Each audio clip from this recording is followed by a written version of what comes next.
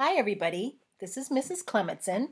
I'm going to read you the story of the Grumpy Badger's Christmas. Since Christmas is coming up, I thought it was very fitting.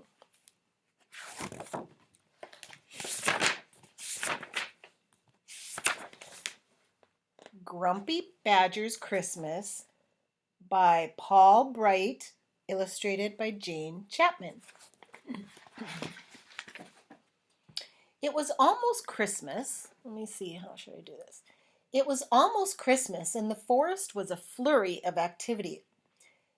The animals were bustling here and there, putting up the Christmas tree, wrapping presents, making tasty cakes and cookies, while the young ones scampered about, squealing with excitement.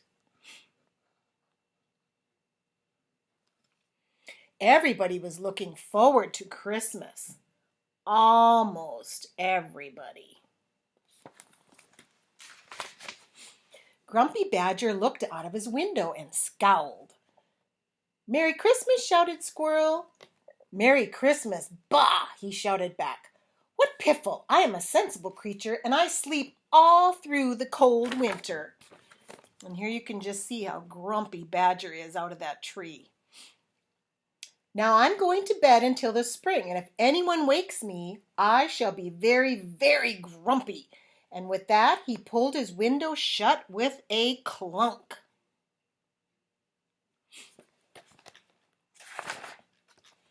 Grumpy Badger knew he would be hungry when he woke up, so he checked his pantry. There were pies and pastries, hams and cheeses and crispy crackers, jars of fruit and sticky sweet jams. "That should do," he said. Look at all those goodies in his cupboard. Then he filled his hot water bottle and climbed into bed. He had just closed his eyes when there was a knock at the door. Knock, knock, knock.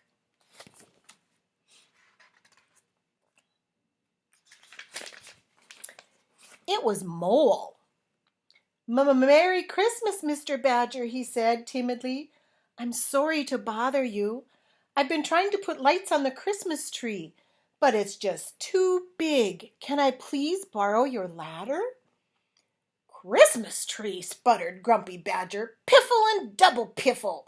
Christmas is for sleeping, and that's what I'm trying to do," and he closed the door with a bang. "Bah!" huffed Grumpy Badger, climbing into bed. "Borrow my ladder, indeed! All I want is a bit of peace and quiet, so leave me alone." He peeked under his bed where he'd put more food for springtime, candies and cornbread and cherry cupcakes. Then he cuddled deep into his big warm comforter. He was just starting to snore when there was another knock at the door.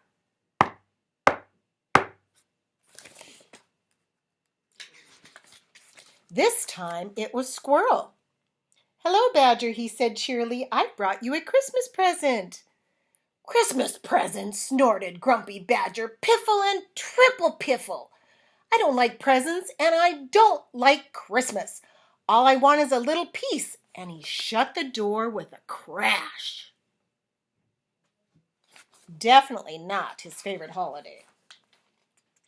Now Grumpy Badger was really grumpy. To cheer himself up, he thought about the bottles and bottles of homemade lemonade he had in the cellar. A cellar is like a basement. Then he lay down and closed his eyes. But he couldn't sleep. His head felt a little chilly. Then suddenly there was a loud banging at the door. Let's see who it is. "What is it now?" Grumpy Badger sighed. He was about as tired and grumpy as a badger can be. "Oh, Badger," panted Rabbit. Help me, it's poor Mole. He's stuck at the top of the Christmas tree. Come quickly."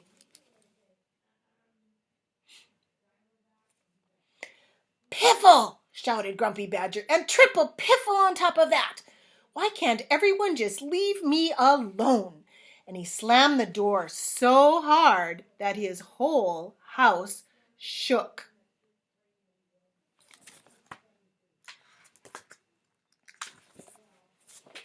Oh, this page goes this way. At long last, Grumpy Badger fell asleep. But soon he was tossing and turning and wiggling and squirming. He was dreaming of Mole, dangling by one tiny paw from the top of the enormous Christmas tree. Mole was trembling. Mole was about to fall. And there's Grumpy Badger sound asleep at the bottom.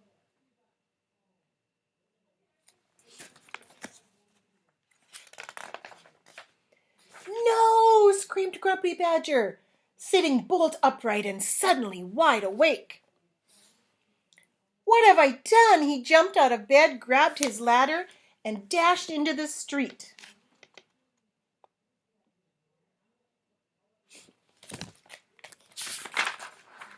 Grumpy Badger raced up the Christmas tree. Hold on, Mole, he cried. He scrambled up the ladder, scooped Mole gently into his arms, and helped him down to the ground. I'm so sorry I left you hanging, mumbled Grumpy Badger. I suppose I have been a bit of a grump. That's okay, said Squirrel, and he gave Badger back his Christmas present, a soft, fluffy nightcap. I've been so grouchy, said Grumpy Badger. What can I do to make things better? And then he knew. Badger's Christmas party was the best ever. There were pies and pastries, cheeses and hams, and sticky sweet jams, cookies and cupcakes, and bottles of homemade lemonade. They jigged and jived and joked and laughed late into the night. Looks like quite a fun party. Merry Christmas, everybody, Badger cried, and if you don't all come to my party next year, I shall be very grumpy indeed.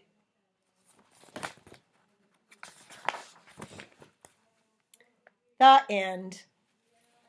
That was a really good story, I thought. Poor Badger started off grumpy, and by the end, he was in a good mood and treating everybody very friendly. Thanks for listening, guys.